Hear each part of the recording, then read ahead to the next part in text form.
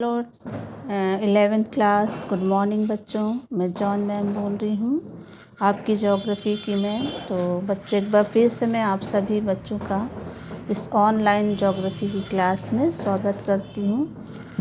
पिछले दिनों बच्चों हम लोग ज्योग्राफी की जो हम लोगों की सेकेंड बुक है, भारत का भौतिक पर्यावरण, इसका चैप्टर 4 यानी अध्याय 4 हम लोग पढ़ रहे हैं।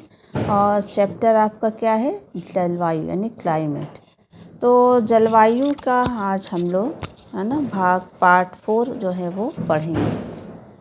तो पिछले भाग में हम लोगों ने जलवायु के बारे में कई सारी मुख्य बातों के बारे में क्या किया था, अध्ययन किया था, जिसमें हम लोगों ने भारत की जो मुख्य ऋतुएं हैं उनके बारे में पढ़ा था, है ना। साथ ही जो वर्षा ऋतु है या दक्षिणी पश्चिमी मानसून का जो की ऋतु है उसके बारे में भी हम लोगों ने पढ़ा।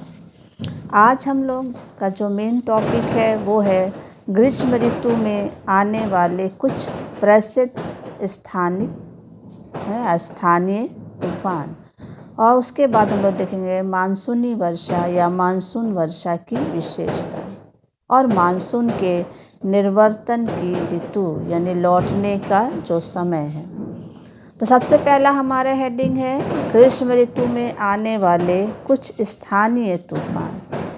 तो भारत में गर्मी के मौसम में बच्चों कुछ प्रसिद्ध स्थानीय तूफान हैं जो आते हैं, जिनको स्थानीय भाषा में अलग अलग नामों से जाना जाता है। जैसे इनको आम्र वर्षा या आम्र वृष्टि कहते हैं, फूलों वाली बौछार, काल बैसाखी या फिर लू के नाम से जानते हैं। तो सबसे पहली जो वर्षा है वो है हमारी आम्र वृष्टि या आम्र वर्षा। आम्र मतलब आम। तो गर्मी के दिनों में यानी ग्रीष्म ऋतु जब ख़त्म होती है बच्चों और मानसून की पहले जो बौछार पड़ती है, हमारा जो ये केरल है ना और जो कर्नाटक वाला क्षेत्र है, इन भागों में जो वर्षा होती है केरल और कर्नाटक में, इसी वर्षा को आम्र वृष्टि या आम्र वर्षा कहा जाता है ना। स्थानीय तौर पर इस वर्षा को जो केरल और कर्नाटक में मानसून के प्रारंभ होने पर बौछार के रूप में होती है, उसको हम आम्र वृष्टि या आम्र वर्षा कहते हैं या वहाँ के भाषा में कहा जाता है। क्यों ये नाम दिया गया? क्योंकि जो गर्मी के एंड में और मानसून के प्रारंभ में जो केरल और कर्नाटक के भागों में, तटीय भागों में जो वर्षा होती है, वो यहाँ की आम की फसलों के लिए बहुत लाभकारी होती है। यानी ये वर्षा आम को जल्दी पकने में क्या करती है? मदद करती है।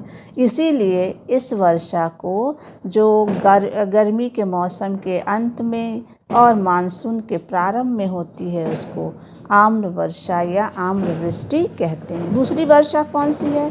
फूलों वाली बौछार। फूलों वाली बौछार भी, ये भी आपका कहाँ होती है ना, केरल और जो हमारे जो साउथ इंडिया के जो तटवर्ती भाग हैं, क्या कर्नाटक वगैरह, ये वर्षा भी गर्मी में होती है। और ये वर्षा जो केरल और कर्नाटक में कॉफ़ी के जो फसलें हैं, है ना, यानी कहवा की जो फसल है, तो कहवा के फूलों को, है ना, कहवा या कॉफ़ी के जो फूल हैं उनको खिलने में मदद करती है। यानी इस वर्षा के बाद केरला में और कर्नाटक में कॉफ़ी के जो फूल हैं यानी कहवा के फूल जो हैं वो खिलने लगते हैं। इसीलिए यहाँ की स्थानीय भाषा में स्थानीय लोग इस वर्षा को फूलों वाली बौछार कहते हैं। तीसरी बारिश कौन सी है प्रसिद्ध बारिश? वो है काल बैसाखी, है ना। काल बैसाखी बच्चों, जैसा कि आप नाम से ही स्पष्ट है बच्चों कि ये बारिश जो है वो बैसाख के महीने, बैसाखी यानी बैसाख का महीना, और बैसाख का महीना आपका होता है अप्रैल में। बैसाख का महीना अप्रैल का अप्रैल को हिंदी महीने के नाम में बैसाख के नाम से जाना जाता है। इंग्लिश में इसको अप्रैल बोलते हैं और हिंदी के कैलेंडर में इसको बैसाख बोलते हैं। तो बैसाख के महीने में जो हमारा असम और पश्चिमी बंगाल है, वहाँ पर तबाही मचाने वाले जो गर्मी के दिनों में तूफ़ान आते हैं, साइक्लोन आते हैं, चक्रवात आते हैं, जो बहुत ही क्या होते हैं, भयंकर और विनाशकारी होते हैं।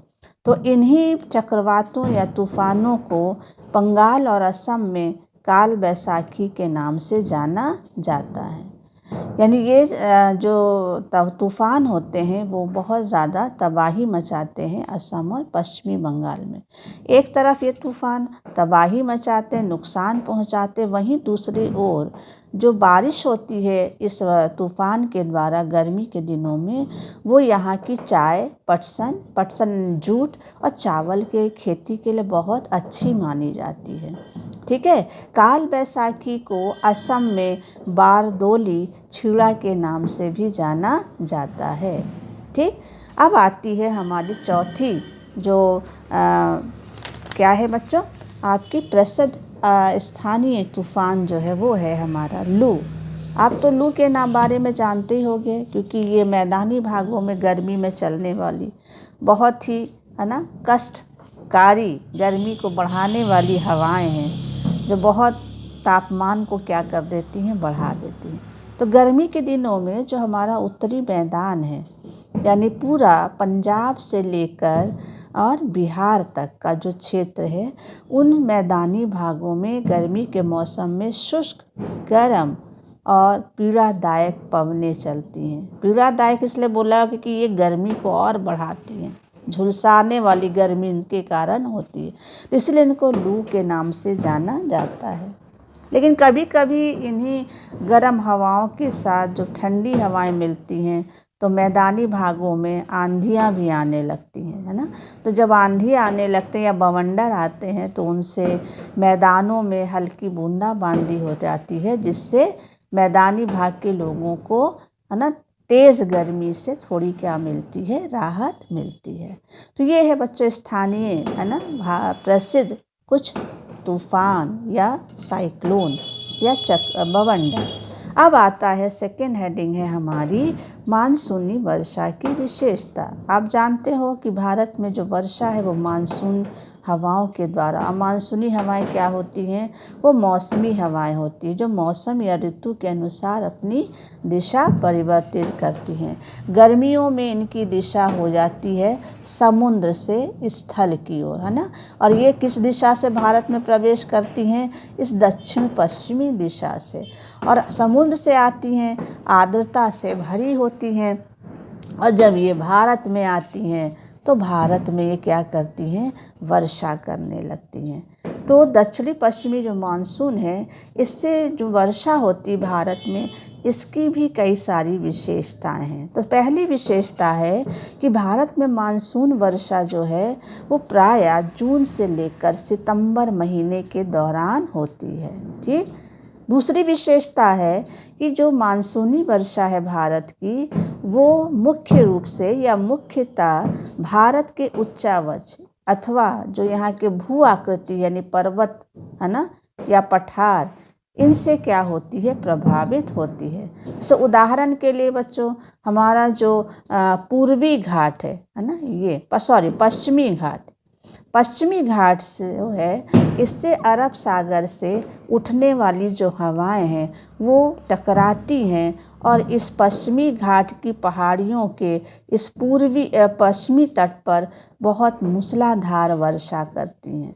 लेकिन यही हवाएं जब इस पश्चिमी घाट की पहाड़ी को पार करके पूरब में जाती हैं, तो यहाँ इनसे वर्षा क्या होती है, कम होती है।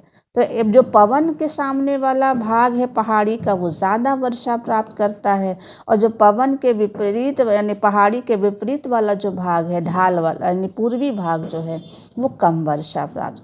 तो इसीलिए जो बेंगलोर हैं, वो मुंबई ज़्यादा बारिश प्राप्त करता है, और बेंगलोर वगैरह जो है वो कम वर्षा प्राप्त करते हैं, क्योंकि ये पश्चिमी घाट के पूरब में है। मुंबई जो है पश्चिमी घाट के पश्चिम में है, तो सीधे मुंबई में हवाएं पहुंचती हैं और इस पहाड़ी से क्या करती हैं, टकराकर वर्षा करती। यही नहीं बच्चों, जो हमारा नॉर्थ ईस्ट है ना, नॉर्थ ईस्ट में कई सारे राज्य हैं, जिसमें मेघालय है ना, और आपका त्रिपुरा है, मणिपुर है, मिज़ोरम है।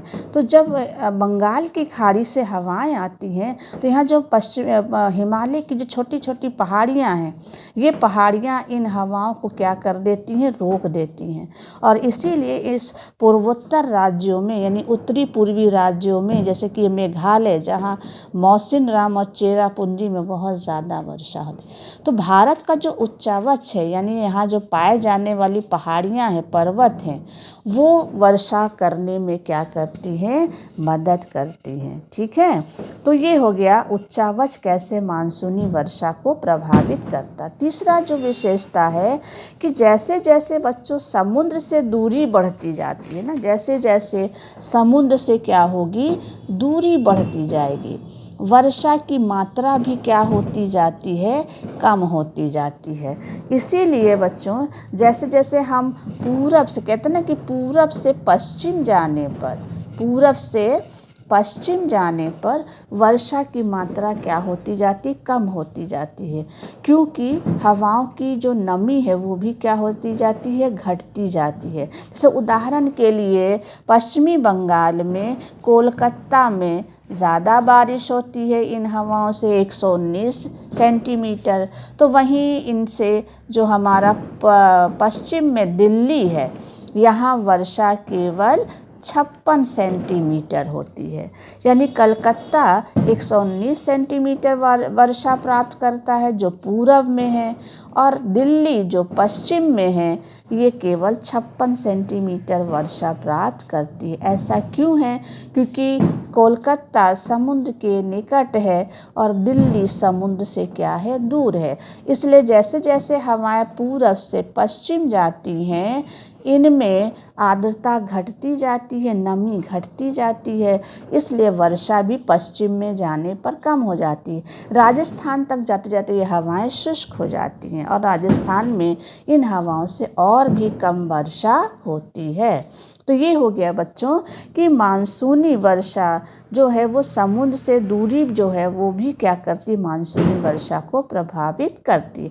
चौथी विशेषता है कि मानसून वर्षा का कुछ दिन जो होता है उस समय भारत में खूब बारिश होती है, लेकिन बीच में आपने देखा होगा बीच में कुछ दिनों के लिए बारिश बंद होना क्या हो जाता है, बंद हो जाता है। तो जो बीच में बारिश मानसून काल में या मानसून पीरियड में जब बीच में कई हफ्ते तक है ना या कई दिनों तक बारिश नहीं होती है तो उसको मानसून का विच्छेद या मानसून विभंग भी कहा जाता है। तो ये भी हमारे मानसूनी वर्षा की क्या है, एक विशेषता है कि लगातार कई दिनों बारिश होगी और बीच में फिर कई दिनों हफ्तों तक बारिश नहीं होती है। यानी मानसून विच्छेद या विभंग की स्थिति जो है भारत में उत्पन्न हो जाती। पांचवी विशेषता क्या है बच्चों कि आपने देखा होगा जब भी मानसून से वर्षा में ऋतु में बारिश होती तो बहुत तेज़ होती है, मूसलाधार रूप में होती है ना, और लगातार कई घंटे तक होती है, जिससे बच्चों मिट्टी का जो है वो क्या होने लगता है, अपरदन होने लगता है। तीव्र वर्षा से मिट्टी क्या होने लगती है, कट कर बहने लगती है, जिसको हम मिट्टी का अपरदन कहते हैं। छठवीं विशेषता क्या है कि भारत का जो मानसूनी वर्षा है उसके स्थानिक वितरण में भी असमानता पाई जाती है। अब जैसे उदाहरण के लिए हमने बताया मौसिनराम और चेरापूंजी में वर्षा जो है वो 1000 सेंटीमीटर से भी ज़्यादा होती है। वहीं आप दिल्ली लीजिए, राजस्थान लीजिए, जहाँ 50 सेंटीमीटर से भी क्या होती है, कम वर्षा होती है। तो स्थानिक वितरण भी भारत में वर्षा का कैसा है, असमान है। उसके बाद सातवीं विशेषता क्या है कि कई बार हमारे भारत में जो मानसून है वो क्या होता है, समय से आ जाता और कभी कभी पूरे भारत में या भारत के किसी एक भाग में वर्षा जो है वो काफ़ी देर से क्या होती है बच्चों, आरंभ होती है। तो ये भी मानसूनी वर्षा की क्या है, एक विशेषता है। अब चलते हैं 8वीं विशेषता क्या है। भारत की वर्षा को कहा जाता है ना कि भारतीय कृषि जो है वो मानसून का जुआ है। यानी हम भारत क्या है, कृषि प्रधान अर्थव्यवस्था वाला देश है और भारत की कृषि जो मानसून पर निर्भर है। अगर मानसून अच्छा हुआ तो कृषि भी अच्छी होती है। अगर मानसून अच्छा नहीं आया, देर से आया या वर्षा कम हुई तो भारत में कृषि भी क्या हो जाती है, वो भी प्रभावित होती है। इसलिए भारतीय कृषि को मानसून का क्या कहा जाता है, जुआ कहा जाता है। तो ये है भारतीय अर्थव्यवस्था की भारतीय मानसूनी वर्षा की कुछ विशेषताएं। अब चलते हैं, तीसरा आज का पॉइंट है हमारा मानसून के निर्वर्तन की ऋतु। निर्वर्तन हमने पिछले भाग में बताया था। निर्वर्तन का मतलब होता है वापस लौटना। यानी मानसून जब पीछे वापस लौटता है तो उसको हम मानसून के निर्वर्तन की ऋतु कहते हैं।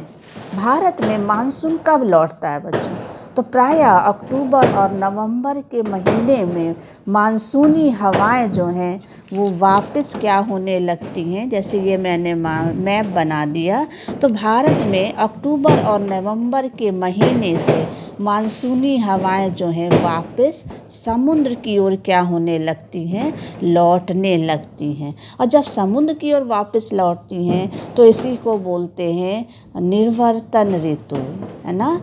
क्या बोलते हैं, निवर्तन ऋतु के नाम से जानते हैं। तो वापस लौटना ही मानसून का क्या कहलाता है, निवर्तन। अब क्यों लौटने लगती ये हम लोग पढ़ेंगे, ठीक है। तो कब से शुरू हो जाता है मानसून के लौटने का समय, वो हमारा अक्टूबर और नवंबर के महीने को ही मानसून निवर्तन की ऋतु कहते हैं। बच्चों, सितंबर के अंत में सूरज जो है वो दक्षिणायन होने लगता है। दक्षिणायन का मतलब है जैसे कि ये है हमारी भूमध्य रेखा, ठीक, और ये है हमारी कर्क रेखा जो 23.5 डिग्री है, ठीक, और नीचे है हमारी 23.5 डिग्री मकर रेखा, ठीक। 21 जून तक सूरज जो है वो कर्क रेखा पर सीधा चमकता है, इसलिए यहाँ लो प्रेशर रहता है, ठीक। लेकिन सितंबर से सूरज जो है, यानी सूरज की स्थिति जब इधर रहता है तो ये होता है उत्तरायण, है ना। ये कौन सी स्थिति होती है, उत्तरायण होती है, ठीक है, उत्तरायण होती है। लेकिन जब मकर रेखा पे सितंबर में चमकने लगता है तो ये सूरज की दक्षिणायन स्थिति हो जाती है ना। इसको बोलते हैं दक्षिणायन, यानी दक्षिण में जब चमकने लगता है सूरज, किस पर, इस मकर रेखा पर, तब इसको हम बोलते हैं दक्षिणायन। यानी दक्षिणायन जब सूरज होता है तो जो हमारा गंगा के मैदान में, गंगा के मैदान मतलब ये वाला भाग, गंगा के मैदान में जो गर्मी में यानी जून के महीने में निम्न वायु दाब रहता है, जैसे सूरज किधर आने लगता है, दक्षिणायन में, यानी इस मकर रेखा पर आने लगता है, ये निम्न वायु दाब का क्षेत्र जो है वो धीरे धीरे कमज़ोर पड़ने लगता है।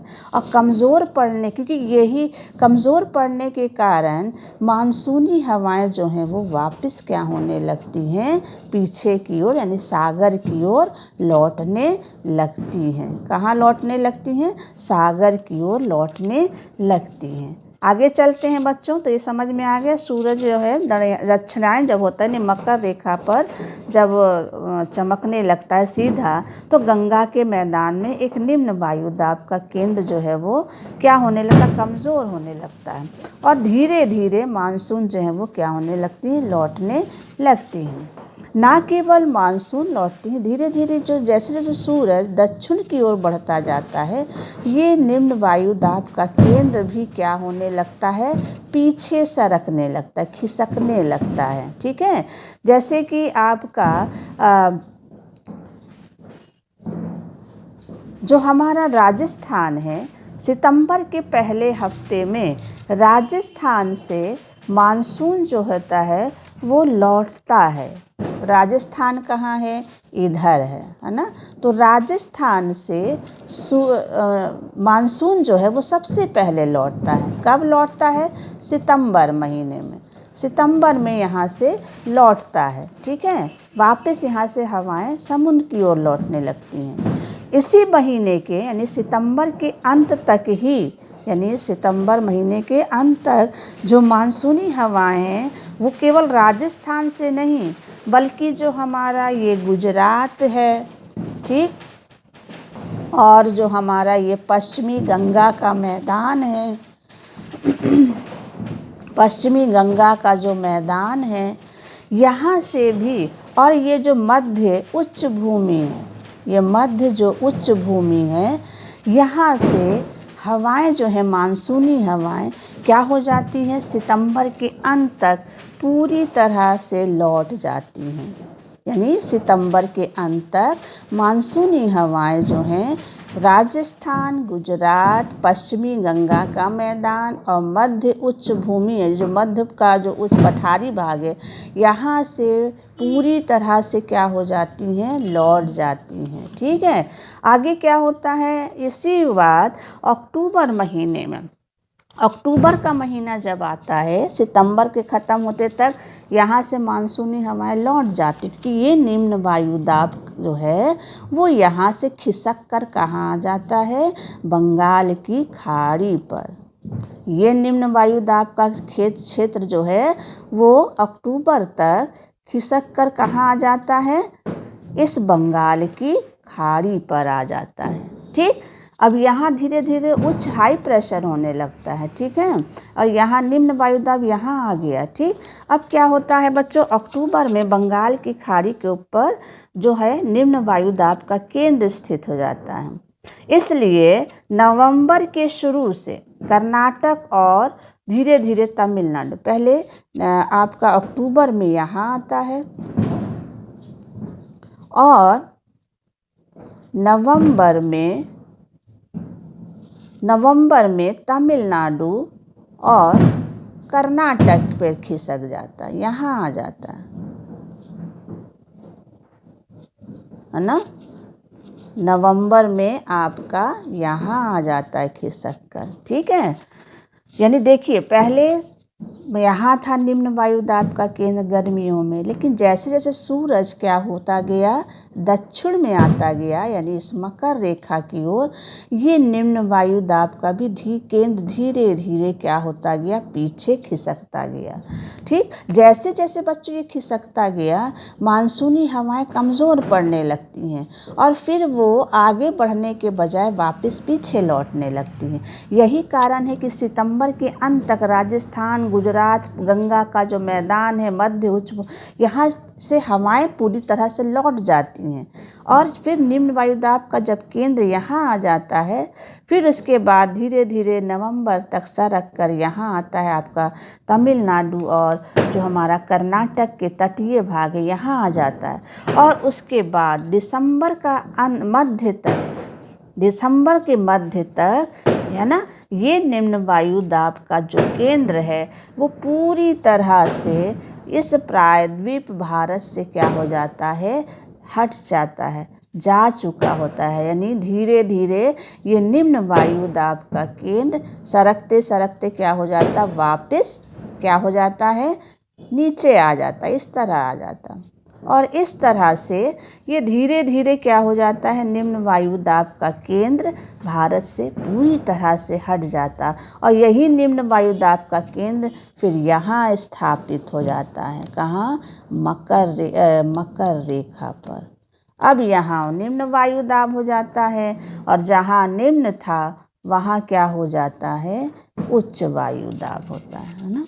तो इस तरह से बच्चों मानसून जो है वो वापस क्या होता है? लौटने लगता है।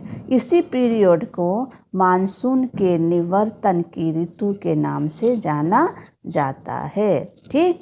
मानसून जब लौटता है इस समय मौसम पर क्या प्रभाव? जब लौटता है मानसून यानी इस समय हवाएं जो हैं वो स्थल से समुद्र आती हैं, वापस आती हैं, इसलिए शुष्क होती है, इनमें नमी नहीं होती, इसलिए इनसे यहाँ वर्षा नहीं होती है।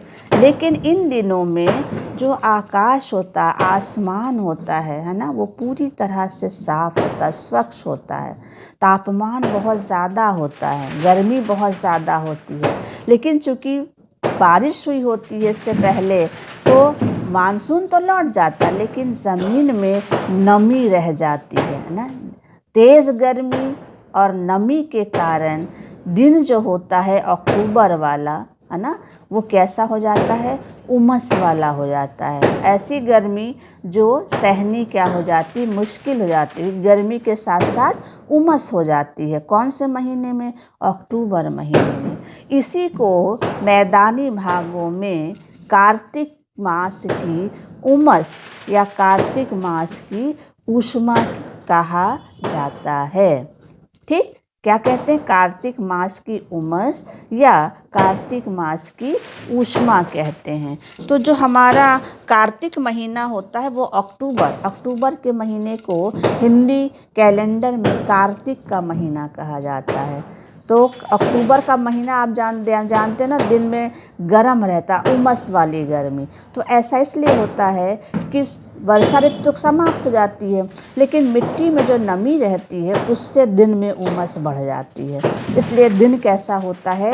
अक्टूबर महीने में यानी कार्तिक के महीने में उमस वाला होता है, जिसे कार्तिक मास की उमस या ऊष्मा कहा जाता है। मानसून के निर्वर्तन के समय वहाँ जो हमारा जो अंडमान सागर है, वहाँ साइक्लोन भी बनते हैं बच्चों, चक्रवात बनने लगते हैं। और इन चक्रवातों से जो हमारा बंगाल की खाड़ी के तटीय भाग हैं, ये बंगाल है, ये उड़ीसा है ना। मैप ठीक नहीं बना है बच्चों, ठीक। तो इन भागों में जिधर अंडमान निकोबार सागर है, वहाँ से चक्रवात बनने लगते हैं, और इन चक्रवातों से इन तटीय भागों में क्या होती है? बारिश होती है। ठीक, तो ये हो गया हमारा मानसून के निवर्तन की ऋतु। तो थैंक यू बच्चों, आज के लिए इतना ही काफ़ी है। और अगर आपको कुछ समझ में, क्योंकि चैप्टर बहुत इंटरेस्टिंग चैप्टर है क्लाइमेट वाला मानसून, तो अगर आपको समझ में नहीं आया होगा तो आप हमसे कॉलेज जब आए तो हमसे इस लेसन को पूछ लें, समझ लें। थैंक यू बच्चों।